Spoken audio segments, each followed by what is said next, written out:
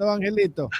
Hoy día el presidente lanza una rueda de prensa donde dice que ha 350,000 empleos, que ya toda la gente está vacunada, que hay no sé qué, cuántos millones de inversión, que ha reactivado la economía, que tenemos 10,000 millones guardados en el exterior y que está poniendo en orden la casa.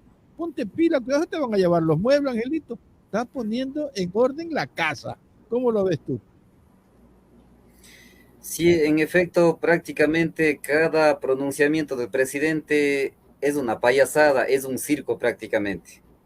Y el pueblo ecuatoriano ya no le come cuento sobre los pronunciamientos que hace un mandatario de ese nivel, que ha perdido toda credibilidad, todo apoyo popular que ha perdido, y que habla cualquier cosa todos los días, realmente es un circo, como nosotros venimos diciendo. Nosotros preguntamos hace días atrás mismo que cuando él anunció de que habría generado 300,000 empleos en este primer año de gobierno. La pregunta es, ¿dónde está? ¿De dónde saca esas cifras ridículas sobre supuesto generación de 300,000 empleos en el Ecuador? Y él señalaba puntualmente en el sector de comercio informal. Sí, cuando los pequeños comerciantes informales, cuando salen a hacer su actividad de sobrevivencia en las grandes ciudades, son permanentemente perseguidos y agredidos por los policías municipales o metropolitanos. ¿Qué actividad, qué empleo puede ser? Eso es una actividad de sobrevivencia. Y también lo dijo que habría generado empleo en el campo, en la agricultura. Y la pregunta es, ¿en dónde? ¿En dónde está ese trabajo? Porque si el campo en este momento mismo, tanto la agricultura y pecuaria, estamos quebrados por el incremento brutal del precio de los combustibles, donde, por ejemplo, el abono 10-30-10 que valía antes de la subida del precio de los combustibles, ahora vale alrededor de $55. Y así prácticamente en algunos casos ha triplicado el valor de los insumos agrícolas, por ejemplo. Pero eh, la poca producción agrícola y pecuaria, cuando se saca a los pequeños y medianos productores, prácticamente está por los suelos. Entonces, ¿dónde puede haber generación de empleo? Y él, otro de los elementos, dijo que habría generado empleo en industria. Y nosotros preguntamos cuál industria o cuál empresa. El gobierno creó empresas públicas que ahí estaría trabajando la gente. No lo es. A lo mejor él se refería a las empresas privadas como empresas de señor Herbas, a lo mejor, que allí prácticamente, gracias a la ley de apoyo humanitario de Guillermo Lazo, los pocos trabajadores que quedan en esas pequeñas empresas en esas empresas prácticamente están siendo triplemente explotados. Eso es la realidad. También había señalado que habría generado empleo en sector de la construcción, pero que realmente es una barbaridad lo que dice el presidente. Para generar trabajo en el sector de la construcción, ¿qué es lo que se debió haber hecho? Generar grandes megaobras, generar o la construcción de grandes hidroeléctricas, refinerías, cualquier cantidad de carreteras, puentes, unidades de milenio, hospitales gigantescas, tal como hizo Rafael Correa. Si hubiera hecho eso, por supuesto cualquiera vamos a pensar de que existe empleo, pero si aquí en el Ecuador no ha puesto ni siquiera un bloque, no ha hecho un metro de carretera, ¿dónde puede haber esa generación de empleo? Por tanto, es falso, es mentira lo que dice el presidente. No sé de dónde saca esas cifras ridículas. ¿De dónde se puede sacar una cifra real? Es de la unidad de talento humano de cada institución pública o privada. Ahí está la información de cuánta gente está laborando o cuánto ya no está laborando. Así es que todo lo que ha dicho el presidente es realmente falso. Quiere convencer a la población ecuatoriana cuando él ya no tiene ninguna credibilidad por ningún lado. Siendo así, prácticamente es una desesperación del presidente en este momento. Por ejemplo, el día de hoy sale noticia en varios medios de comunicación que ya ha vendido el avión presidencial.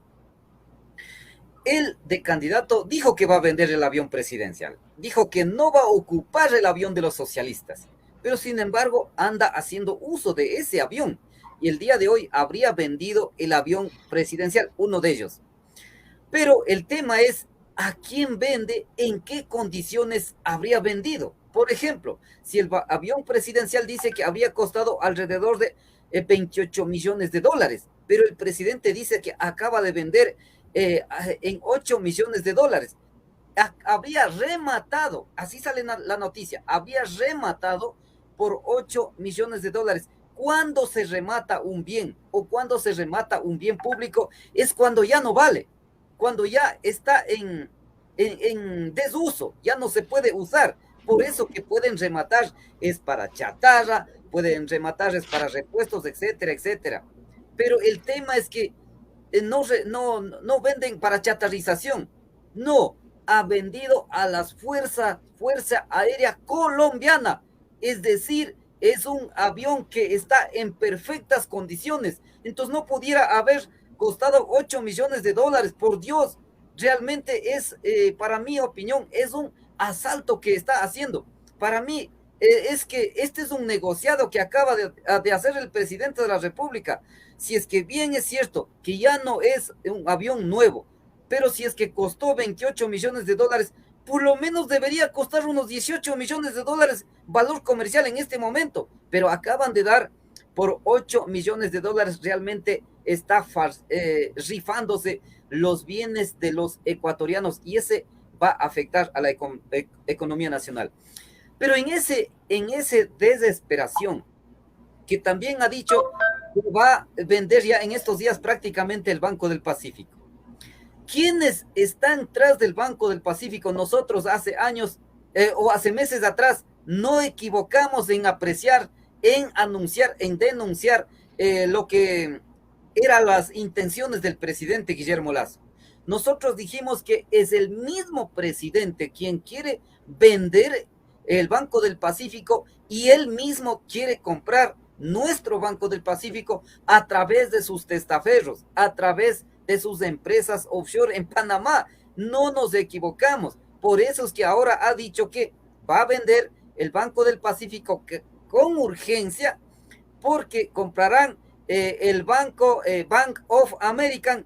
¿Quiénes han sido los accionistas de ese banco? Han sido los señores Isaías. ¡Qué barbaridad! Nosotros no equivocamos en denunciar anteriormente y ahora ratificamos que para mi opinión el presidente Guillermo Lazo quiere entregar el Banco del Pacífico a los hermanos Isaías a medias con él mismo.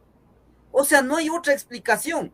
O sea, los hermanos de Isaías, extrañamente, cuando ganó las elecciones presidenciales Guillermo Lazo, enseguida ya tuvieron una sentencia donde se declaran inocentes a los hermanos de Isaías y ahora ya vienen por 2.000 millones de dólares. A más de eso vienen para llevar el Banco del Pacífico y ellos no quedarán ahí.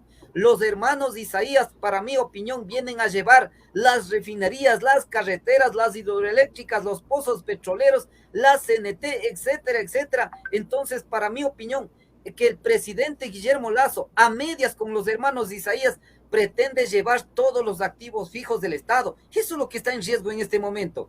Y también ha dicho recientemente como que quiere ir a una muerte cruzada. Pudiera ser.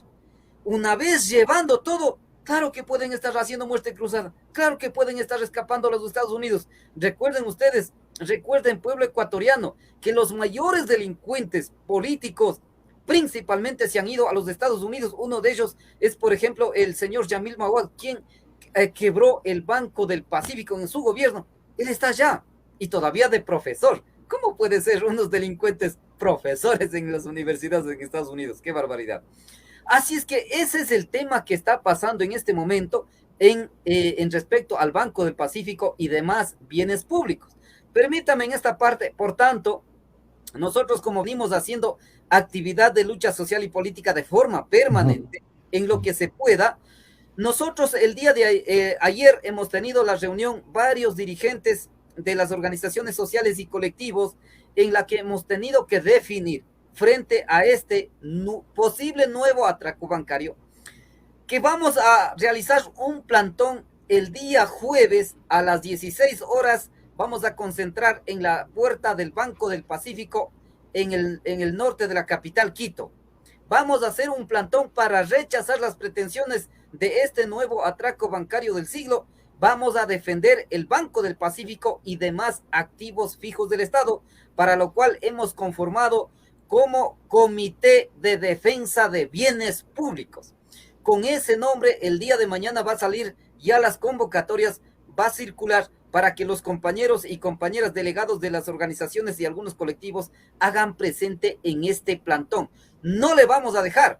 Al presidente Guillermo Lasso le decimos, no le vamos a dejar fácilmente que quiera atracar el Banco del Pacífico y demás bienes del Estado. Así que invitamos a todos quienes están escuchando a lo largo y ancho del país para que acompañen viendo su tiempo, viendo su actividad en estas jornadas de lucha, porque estas serán uno de los inicios de lucha que estamos proponiendo, porque consideramos necesario que más adelante organizar de mejor manera movilización popular, y nosotros no descartamos la recolección de firmas para la revocatoria del mandato. El 24 se va a cumplir un año, y desde el día siguiente, el día 25, podríamos ya pedir las claves para los formularios, a la cual nosotros también hemos pedido al Consejo Electoral la copia certificada del plan de gobierno de Guillermo Lasso, Alfredo Borrero. Así que también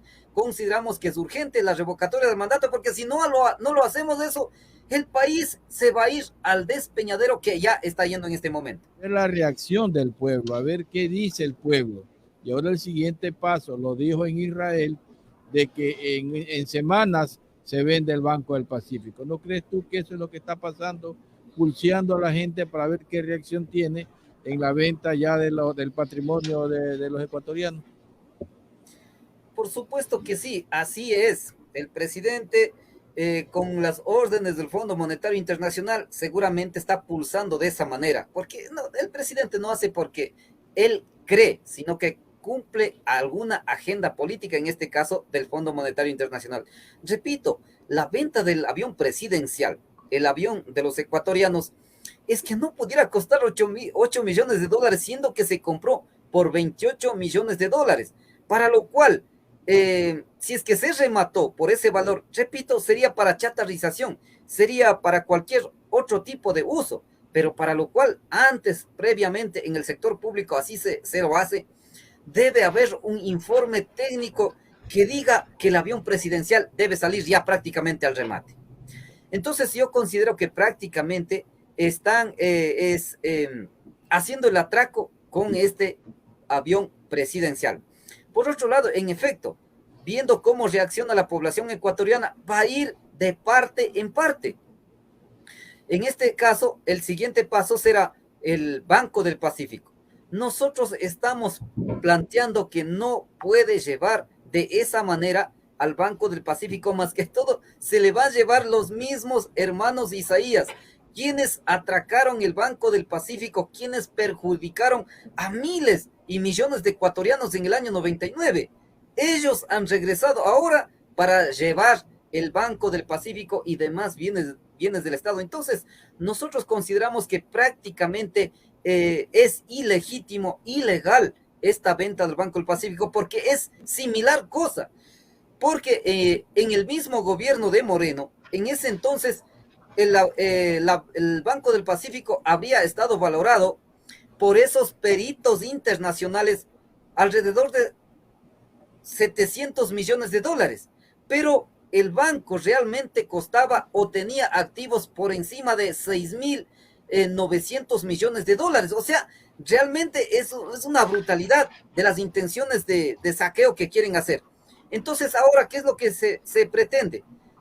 Ahora habrían subido 100 millones más, costaría 800 millones de dólares el Banco del Pacífico, según los peritos internacionales, que para nuestro entender podría ser los mismos testaferros de Guillermo Lasso, siendo que el banco, repito, costaría por encima de 6.900 millones de dólares. Entonces, esta gente lo que quieren es llevar de frente, nos quieren robar de frente al Banco del Pacífico, porque además, ellos estarían pensando llevar mediante, o sea, la forma de pago sería a través de un crédito, a través de la Corporación Financiera Nacional, es decir, llevaría nuestro banco fiando a los ecuatorianos mismos para que después declararan que el banco está quebrado y mandaran un proyecto de ley de condonación de la deuda, es decir, quieren atracar el 100% del valor del Banco del Pacífico. Y el otro elemento es que por el tema del sigilio bancario, nadie 15, tiene que saber quién mismo 15 años. compró, por cuánto compró. Tendremos que saber, según ese sigilio bancario, los ecuatorianos enteraremos después de 15 años, sabremos que efectivamente Guillermo Lazo los llevó al banco. Así que eso es lo que está pasando, por eso que nosotros oponemos a este atraco bancario del siglo. Excelente, Angelito. Esperemos que exista alguna reacción del pueblo ecuatoriano, porque este es el comienzo. Ya se hizo los cambios de la forma de contratación con los pozos petroleros, con las empresas petroleras, y sigue avanzando el neoliberalismo, bloqueando lo que es los beneficios para los ecuatorianos. No hay medicina. Hoy día hay reclamo de los estudiantes de medicina. Las escuelas ya están exigiendo $20 a cada padre de familia que para la limpieza, para arreglar las aulas, para pintar. Hemos regresado más de 20, 30 años atrás. Angelito, ¿cómo tú ves hoy en día lo que se está manejando en la Asamblea, el resultado de esta evaluación que se está haciendo a la presidenta de la Asamblea y que ella está pidiendo la nulidad de todo lo actuado por esta comisión multipartidista? ¿Cómo lo ves tú? Realmente la Asamblea Nacional como figura o como prestigio de la Asamblea Nacional ha quedado absolutamente por los suelos. Peor que en años anteriores. ¿Por culpa de quién? Por culpa de quienes dirigen. Entonces el pueblo ecuatoriano tiene que saber que la Asamblea Nacional este año está siendo dirigido por Pachacuti. Sí, por ellos están siendo dirigidos la Asamblea Nacional. Entonces, realmente ha sido un desastre o el manejo o la administración de la Asamblea Nacional. Realmente, según mi opinión, es que no tienen ni la remota idea en qué significa la Asamblea Nacional, qué significa el primer poder o primera función del Estado, qué significa la separación de poderes o la separación de funciones. ¿Cómo es posible que permita que la función judicial entrometa en la función legislativa? ¡Qué barbaridad! La presidenta de la Asamblea pidiendo acción de protección. ¿En qué momento ha sido violado su derecho? Cuando no se trata de la persona, se trata de representante de una de las funciones del Estado. Realmente es una tragedia en la Asamblea Nacional. Pero ¿para qué han sido buenos?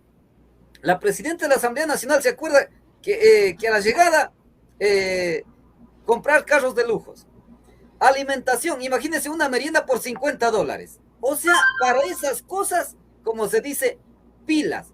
Como ha denunciado el asambleísta Bruno Segovia, que según a él habría dicho que la señora presidenta de la Asamblea tiene hasta el último teniente político en Orellana. ¡Qué barbaridad! O sea, para eso sí, aviones, pilas, pero para administrar, realmente qué terrible situación, qué terrible situación. Entonces, en ese escenario, el resultado es que no hay ningún resultado positivo para el país.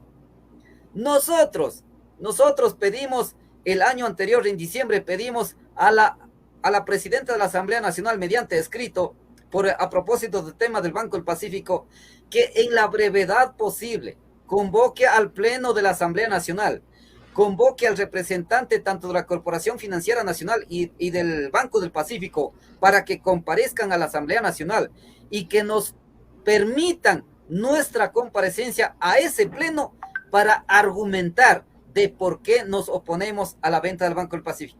Ni siquiera toma en cuenta. Y sin embargo, la señora dice que la asamblea de puertas abiertas. ¿Puertas abiertas para quién? Puertas abiertas para el gobierno, puertas abiertas para negociados, para eso sí, pero para la población ecuatoriana, no. O sea, yo estoy demostrando con hechos, nosotros presentamos por oficio ese pedido. Entonces, lamentablemente, la presidenta de la Asamblea Nacional y su bloque de mayoría de Pachacuti prácticamente son asambleístas gobiernistas. Entre ellos, ¿se acuerda que a la llegada, qué dijeron?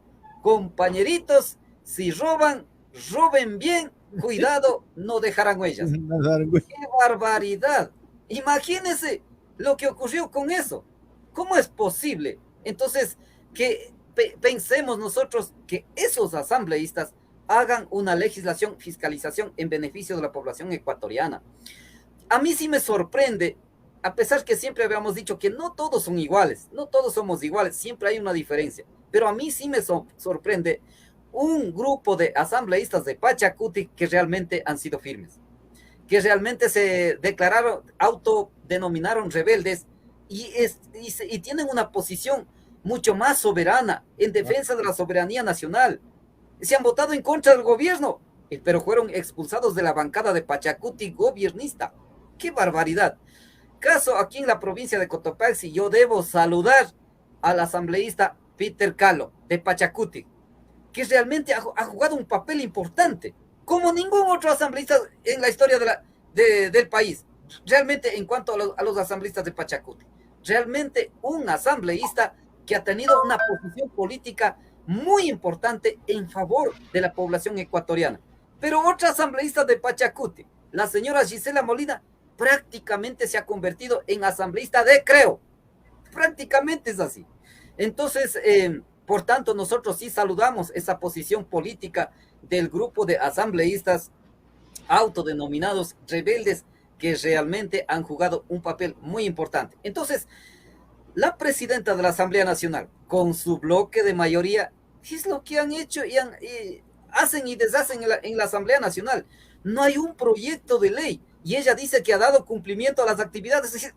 Cuando la Asamblea casi 2 meses estuvo parado, mientras en las calles se derrama sangre por tanta violencia, por tanta inseguridad, mientras en el sistema carcelario hay derramamiento de sangre y la Asamblea parado. ¿Por culpa de quién? Por culpa de la señora presidenta de la Asamblea Nacional. Entonces, la comisión evaluadora debe evaluar y además, por cometer actos ilegales de tramitar cargos públicos que está prohibido conforme a la ley en la Asamblea, entonces la señora debe ser primero destituido de la presidencia y luego del cargo, pues. Eso es lo que se debe hacer. Caso contrario, si continuamos con la misma persona al frente de la Asamblea, no sé a dónde iremos. Tanto el presidente, tan inútil que es el presidente de la República, similar ha sido la presidenta de la Asamblea. Qué barbaridad, qué tragedia que vivimos. Richard. Sí, señor. Una tragedia bastante fuerte.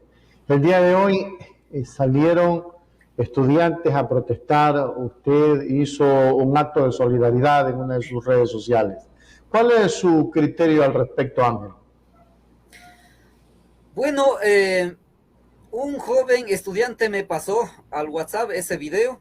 Yo pregunté quién era y me manifestó lo que usted acaba de aseverar y algunos medios sacaron.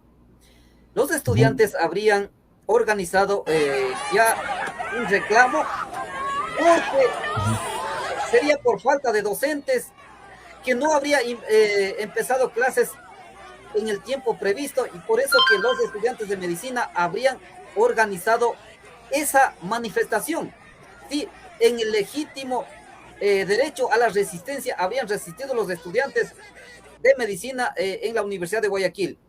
Pero lamentablemente la Policía Nacional, en vez de combatir la delincuencia, así quisiera que actúe con la delincuencia, en vez de actuar con mano dura frente a la delincuencia, han ido a agredir, según los videos se puede apreciar, se han ido a agredir a varios estudiantes quienes hacían la protesta en la universidad. Incluso varios de ellos estarían siendo detenidos y algunos no se sabe dónde estará detenido. Por tanto, expresamos nuestra solidaridad con los jóvenes estudiantes de medicina y otros en la Universidad de Guayaquil, sí, y rechazamos esa actitud cobarde de agredir de esa manera a ese grupo de policías. Repito, esos señores policías deberían actuar así frente a la delincuencia no a los jóvenes estudiantes que prácticamente están desarmados. ¿Qué están haciendo ustedes? Como entiendo que usted está liderando también algún gran sector para pedir la revocatoria de mandato de Lazo. ¿Cómo están organizándose? También anda el doctor Granja. ¿Están unificando? ¿Se han reunido? ¿No se han reunido? Cuéntenos un poco de aquello. La verdad, este tema de revocatoria del mandato, yo considero que en la mayoría de la población ecuatoriana se está impactando esto. Por todo lo que ha pasado en el país, considero que hay una expectativa, la gente va a firmar. La gente va a firmar ese formulario para la revocatoria del mandato. Sí, el tema es que necesitamos un espacio de articulación, de coordinación, de organización. Es que no se puede ir como una persona. No, nosotros quisiéramos tener una reunión con el doctor Pedro Granja. Sí, quisiéramos tener reunión con otros actores, con otros dirigentes. Quisiéramos tener esa reunión para unificar en base al análisis jurídico y al análisis político, ¿es dable o no es dable? Pero lo que sí estamos claro que es que la revocatoria del mandato al cumplir el primer año es procedente de acuerdo a la Constitución. El tema es, ¿se puede revocar el mandato al presidente y vicepresidente o no? El tema es, hay que sujetar lo que dice la disposición constitucional. Porque sí, pues en efecto, escuchamos también decir que se vayan todos, que se vayan todos. También escuchamos esas barbaridades, podríamos decir. Entonces, aquí lo que hay que actuar en función de lo que dispone la Constitución, para lo cual necesitamos, repito, necesitamos ese espacio de articulación, de coordinación, de organización, y para lo cual quisiéramos también coordinar, hablar con el doctor Pedro Granja y otros actores más. En el momento que ya tengamos la clave pertinente, podríamos articular de mejor manera varios actores sociales y políticos, varios dirigentes de organizaciones sociales y colectivos, porque esto se trata de país. Necesitamos la suma de cientos y miles de compatriotas para llevar adelante esta noble tarea, esta tarea histórica que es en función del bienestar de todos los ecuatorianos. Pasemos al otro tema de la inseguridad para ir finalizando esta entrevista, Ángel. Hoy no se puede caminar en las calles del Ecuador. Si caminas, tienes que ir mirando a tu izquierda, a tu derecha, atrás, al frente, porque alguien podría estarte disparando. Y si no es a ti, a lo mejor a una persona que va a tu lado y que la disparan y tú caes inocentemente. El tema de la seguridad, realmente muchísima gente me han llamado a preguntar de varias provincias. Incluso el día de hoy me llamó una compatriota migrante en Suiza. Me llamó a decir: Ángel, te felicitamos por tu lucha, pero ¿qué nos recomiendas? Porque ya estamos por jubilar y queremos regresar al Ecuador, pero nos da miedo regresar al Ecuador por este tema de inseguridad. Entonces, no es que yo le voy a coger una varita mágica y le voy a decir, y de esta manera tienen que regresar y con esto vamos a resolver. El tema es un problema social.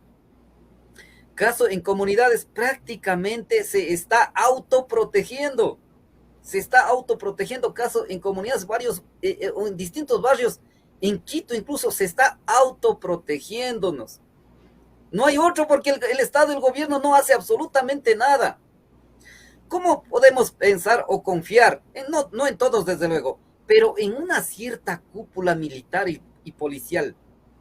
Cuando ellos habrían estado involucrados en la captadora ilegal de dineros. Según lo que ha dicho el doctor Pedro Granja, tomo sus palabras, es que donde hay captación ilegal de dineros, tras de eso hay delincuencia organizada. Sí, entonces, por eso que le mataron al señor Don Nasa. Y cuando habrían estado involucrados una cierta cúpula militar y policial, y después aparecieron hasta en los videos donde los policías agradecían no sé a quién por coger $10,000 al paso, a minutos. Entonces, esas cosas hace pensar que la misma cúpula policial y militar, una parte, digamos, no todos, estaría involucrado en estos hechos y genera tanta delincuencia. Y en estos días nomás, habrían robado armamentos de un cuartel de la policía. o un cuartel militar habría robado armamentos. O sea, ¿cómo podemos pensar que no nos vengan a tomar el pelo a los ecuatorianos? Para mi opinión es que son ellos mismos quienes están involucrados en la captadora ilegal de dineros, que tras de ellos estaría la delincuencia organizada. Entonces serían ellos mismos. ¿Quién tiene custodio de los armamentos? Ellos. Y lo mismo pasa en el sistema carcelario. ¿Quiénes son los custodios? Los que están allí, las autoridades. Ellos son los que tienen custodio. Hasta una señora una de en uno de los videos había dicho que cuando van las mujercitas, capaz que sacan hasta el útero. Les rebuscan todo, absolutamente todo, pero sin embargo, entran armamentos, entran metralletas, entran pistolas, entran armas blancas, entran de todo, y con eso le han masacrado recientemente también en Santo Domingo. ¡Qué barbaridad! Y el gobierno que no puede tomar el control. Te digo, si yo fuera presidente de la República, me sentaría autoridad, tomo el control del sistema carcelario, y yo me pongo a ordenar allí. Por lo menos algo así hace Bukele en El Salvador. El Bukele ha hecho algo así. Entonces hay que sentar autoridad y aquí no hay. Pero antes de todo eso, como es un problema social, para resolver este problema de la inseguridad en el país, como asesinan en las calles, en el sistema carcelario, solo se cambiará cuando tengamos un gobierno distinto. Sí, si siguen los gobiernos banqueros, los terratenientes, los industriales, cada vez el país será peor. Pero si tenemos un gobierno distinto, ahí se resolverá. Para muestra un botón, en el correísmo, en el gobierno de Rafael Correa, el sistema de seguridad, imagínense, se construyó cuántos UPCs, cuántos cientos, miles de patrulleros, motos, equipamiento para la policía, uniformado, bien preparado, policías bien preparados, sí, y articulado con ECO 911. Según varias cifras de varios expertos, demuestran que en el gobierno de Rafael Correa la cifra de violencia en este país bajó, pero después del gobierno de Correa ha subido, ha triplicado. Realmente estamos viviendo en una tragedia, como usted ha dicho, prácticamente nos da miedo, nos da terror. ¿A qué horas nos pasa algo? ¿A qué horas nos pasa algo a mi hermano, a mi familia, a mis hijos? ¿A qué horas pasa algo? ¿A qué horas me pasa algo a mí? Realmente es desesperante. Entonces, el único que nos queda es, como le dije hoy, cuando me llamó una compatriota desde Suiza, es que tenemos que luchar para tener el nuevo gobierno. Pero hay una teoría de que el pueblo lo dice, que esa pelea que está ficticia entre Guillermo Lasso y Nebot es solamente para sacarlo a la palestra, porque ya Falqués lo está lanzando de candidato presidencial a Nebot. Entonces tiene con quién pelear para que él salga a la luz como defensor de los ecuatorianos. ¿Qué opinas tú al respecto, Angelito? Mire, yo no le creo en la bronca entre Nebot y Lasso. Yo no le creo en esa supuesta bronca, porque entre oligarcas son panas, se unen, se cuidan sus intereses entre oligarcas. Sí, entre pueblo nos cuidamos, entre pueblo, y nos defendemos los intereses del pueblo ecuatoriano. Entonces, en ese escenario, yo no le creo la supuesta bronca entre Nebot y Lasso. Sí, porque los intereses de los grupos económicos realmente es enorme distancia con los intereses que tenemos la población ecuatoriana. Entonces, claro, estaría buscando una salida para que reemplace a Guillermo Lasso, que reemplace el señor Nebot, y la cosa continúa lo mismo o hasta peor. La única diferencia es que el pueblo ecuatoriano tenemos que identificar quiénes son nuestros cercanos, quiénes son nuestros amigos, nuestros compañeros o nuestros panas, como dice la juventud ecuatoriana. Solamente cuando ubiquemos a esos actores, quienes nos representan, y apoyemos a esos actores, ahí solamente vamos a dar cuenta y vamos a generar esos cambios que el país necesita. Ahora, lo que viene a culpar a terceros, su mediocridad que culpe a terceros. Alguien me dijo que es una estrategia de mediocres. Sí, O sea, repito, su incapacidad, culpar a otros, repito, alguien me dijo que es una estrategia de mediocres. Sí, porque ¿cómo es posible? Ya va a ser, ya va por ya 6 años de gobierno, 6 años que salió el gobierno de Rafael Correa, que sigan culpando a Correa. Pero ya la población ecuatoriana ya no le cree. ¿Quién le da crédito sobre la culpabilidad de Correa por estos hechos? Y con esa estupidez, perdóname que diga así, con esa estupidez, para seguirle llamando la atención con otros temas, ¿qué han hecho en estos últimos días? La extraditación de Rafael Correa.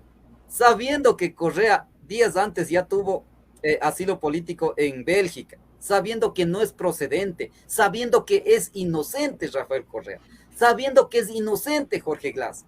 Entonces, esta gente hacen todo este show es solamente para distraer, ¿sí? Para ocultar de lo que ellos están haciendo y la población ecuatoriana estén imaginando otras cosas.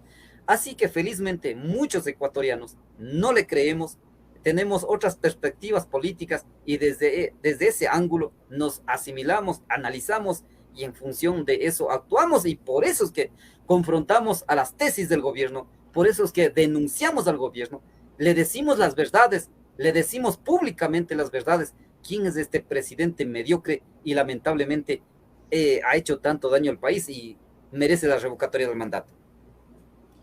Al año que cumple este presidente, ya ha cambiado 9 ministros, y además también ha cambiado al nuevo mando de las Fuerzas Armadas y la Policía Nacional. ¿Por qué tanto cambio en un año, en una administración que realmente, o quién es el que no da bien la directriz, el presidente o las personas que tienen que cumplirla no la entienden la orden? Algo está pasando, no hay entendimiento entre estos personajes, Angelito. Yo considero las dos cosas allí. El presidente es completo inútil y su equipo también.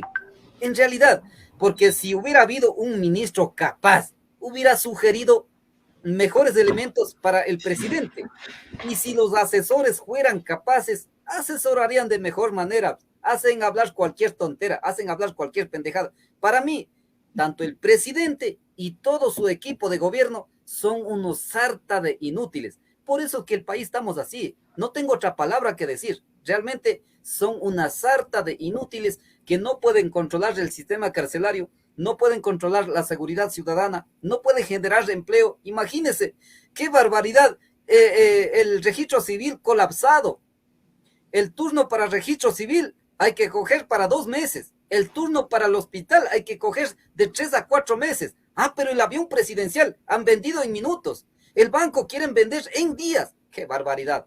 O sea, todos son intereses económicos que juega en este accionar del gobierno. Repito, para hacer cosas en beneficio de la población ecuatoriana, tanto el presidente y todo su equipo de gobierno son una sarta de inútiles.